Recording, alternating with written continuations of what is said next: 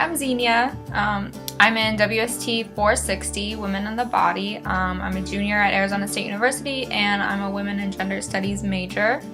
I'm going to be talking about gender expression and sort of like gender performativity and all that stuff, to try to get you to understand all that, because I think it is very important in everyone's life to be able to kind of recognize what their gender performativity expression is so that they can feel comfortable in themselves, especially if you're not necessarily inside the gender norm, like binary, male, female, all that stuff.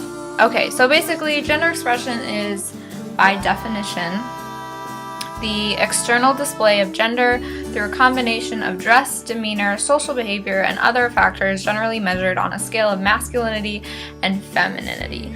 So it's basically like how you behave day-to-day life, being and performing your masculinity or your femininity or both or neither, what have you. So this leads me to gender isn't really, to me at least, and to a lot of people, gender isn't a binary. It's definitely more than just male, female. You can be both, you can be neither, you can be a little bit of both, you can like identify with one completely and not the other, and vice versa.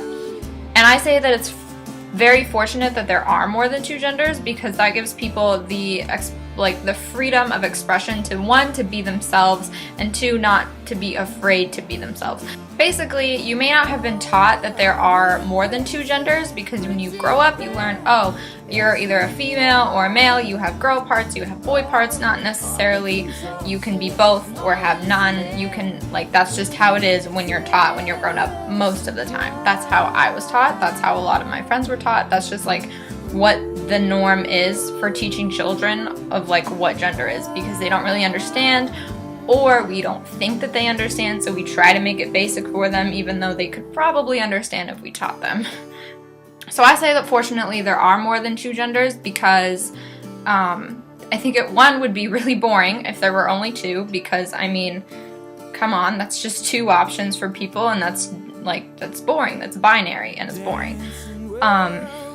And secondly, that if there were only two genders to choose from, then I think a lot of people, including myself a little bit, would feel at a loss in how to describe themselves, and they wouldn't know like necessarily what to do, and they would feel uncomfortable in having to pick one or the other, male or female. A part of that is gender being a spectrum. So like I said, you don't necessarily have to perform as male and as female or masculine and feminine all the time.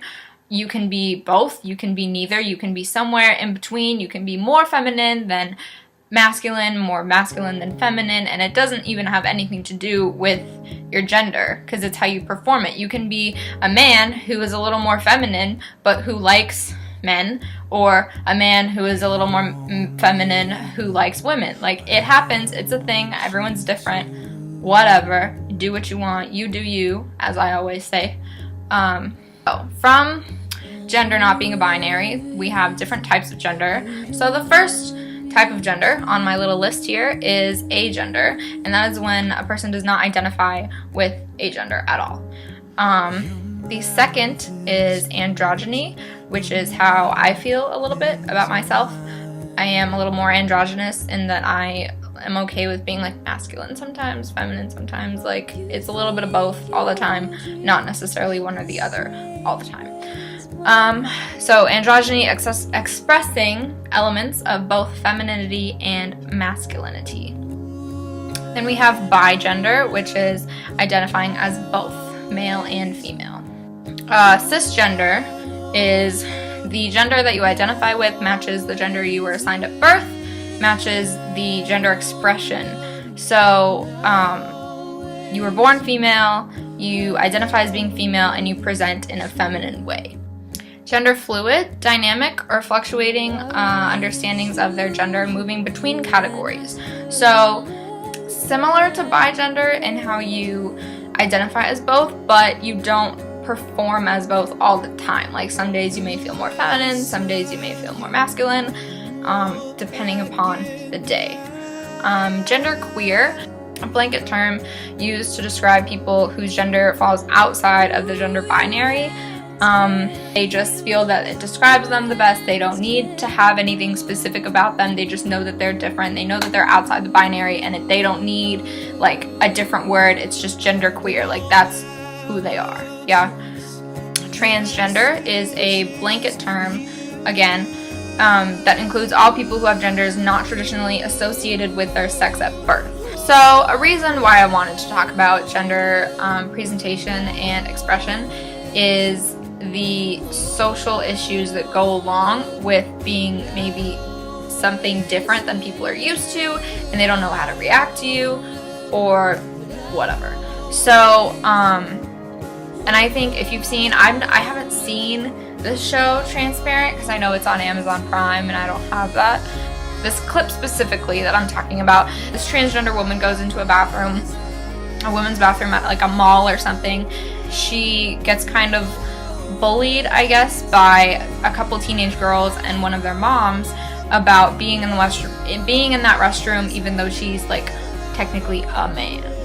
Whatever. So these are people who don't really understand or accept that she's transgender and that she wants to just be in the bathroom and she needs to pee and that's it, or whatever she needs to do and she needs to get out. Like, but they're definitely not in there to be like a pervert to some bitchy teenage girl.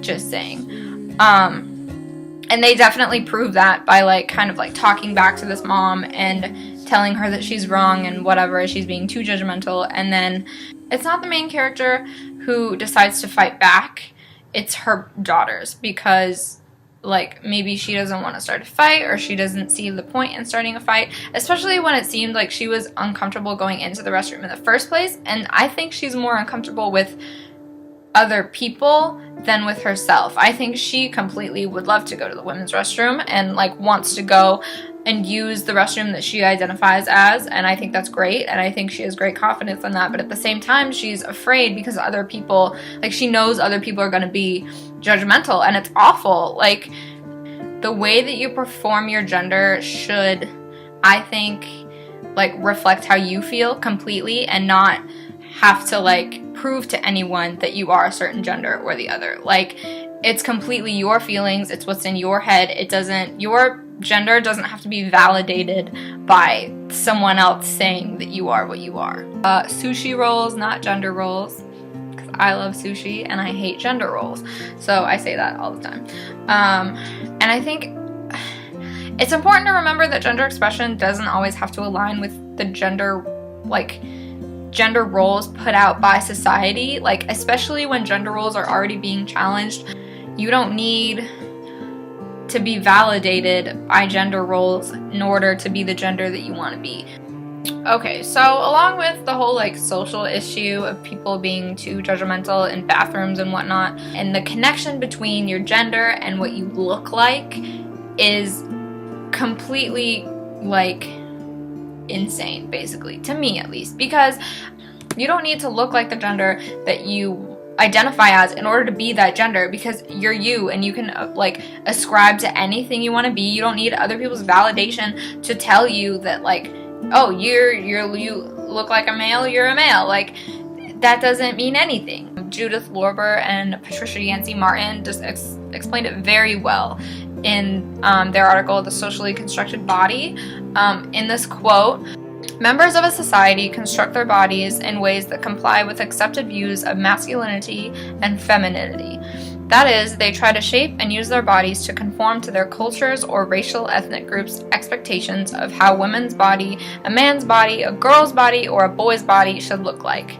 Now, they do a great job in explaining how bodies are often policed by society, in that like you have to look and act a certain way in order to be accepted at all. Like, as a boy, as a girl, like you have to look like this and like, behave like that to be just accepted by society. And it's ridiculous because, like I said before, a person's choice of gender shouldn't be validated by other people's acceptance on whether or not they look like that gender. To wrap up this video, I think it's super important that we need to accept everyone for who they are, and if they want to be a gender that's different than what they were assigned at birth, or they want to not have a gender, or be both genders, be all genders. It doesn't matter. We need to accept them for who they are, and as a person, and like personality traits and characteristics are so much more important than what's in your pants versus what's in your head.